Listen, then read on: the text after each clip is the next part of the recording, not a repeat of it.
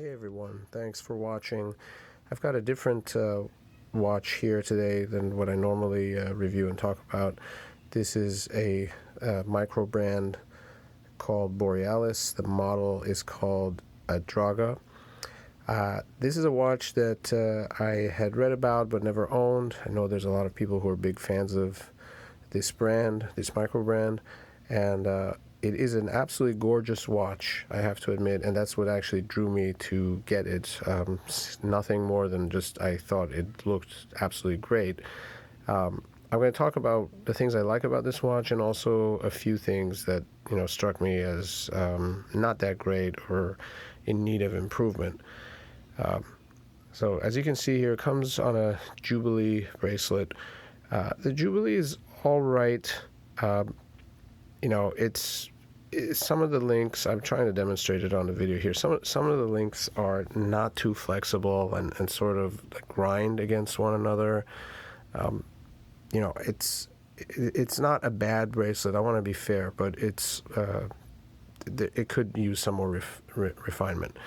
Another thing about this bracelet, which I noticed, is especially on the clasp, a lot of extremely sharp edges, and I mean sharp in the sense of not really being finished. The two buttons on the clasp are very nice. The additional fold over locking mechanism is nice as well, but there is an unfinished aspect to it that, to be very honest, I haven't seen in even cheaper watches. Here you can see in the area that's not too polished, it looks almost like right as it would have when it was stamped. And some of the edges, like the edge on this folding locking mechanism, are extremely sharp. I mean, with some pressure, could easily cut your skin. Very sharp on the ends of the clasp as well, and not sharp in a way that is by design. I feel it's sharp in the sense of a not being finished adequately. And I don't want to pick on this brand because this seems to be unfortunately increasing phenomenon. A lot of newer Omegas have this problem too. My SMPC Seamaster Professional with the ceramic bezel also has extremely sharp edges on some parts of the clasp, which I mean, for that price range is absolutely should not be acceptable. On a cheaper watch, I can understand to some extent, but I think it's something that you should be aware of, and companies should be aware of. I don't think it would cost a lot more to take care of that problem, and I think it would result in a better experience for the wearer. But that being said, I want to get back to what's really nice about this watch, and number one, the dial is absolutely gorgeous. They did a great job.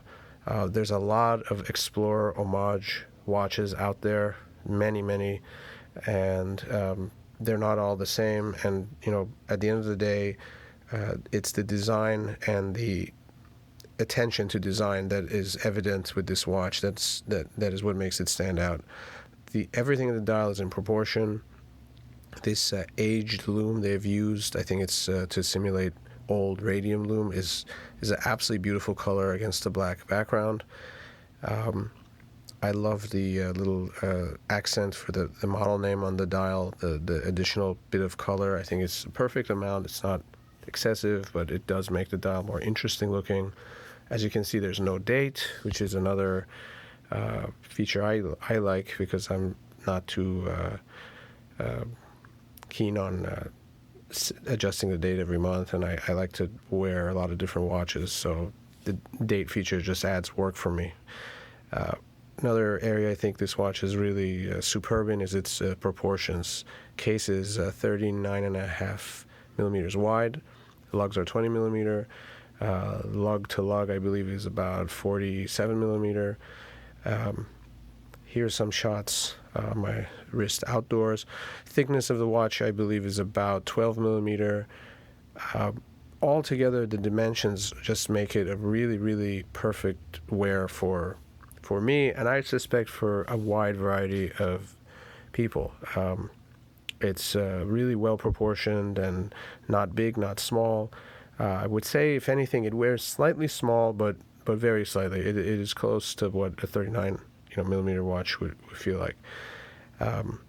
Actually, despite being very different, this watch reminded me somewhat of the newer Aquaterras in the 38.5 millimeter size in terms of just the feel on the wrist.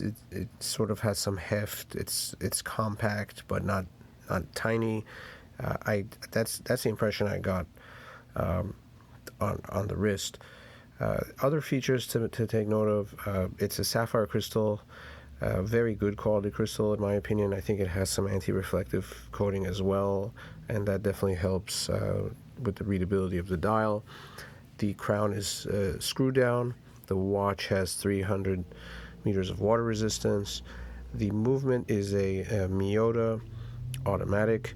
It is the correct no-date movement, meaning that if you pull the crown out, there's only one position to pull it out to adjust the time. There's no what they call a ghost position to adjust the date, because there is no date. So that's another nice touch.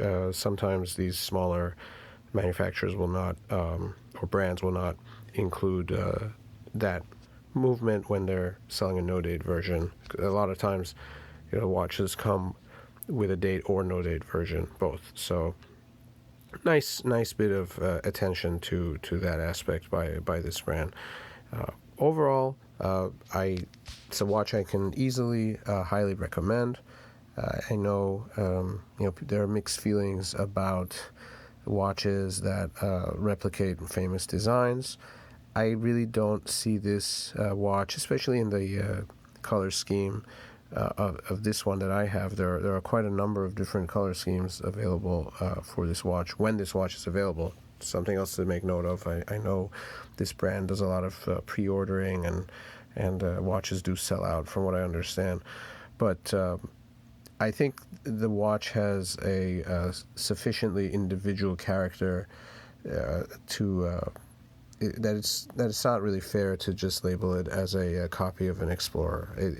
There are quite a bit of details here that are different from an Explorer, and I think it's perfectly fine to take inspiration from a design that is widely admired and loved, and to some extent in any field, that is a phenomenon that always takes place in watches and otherwise. And dive watches all sort of can be followed back to the same evolutionary route at some point. So I'm not too hung up on that. This is not a watch that's trying to copy or clone anything, but obviously derived from a very famous design, and there's nothing wrong with that in my opinion.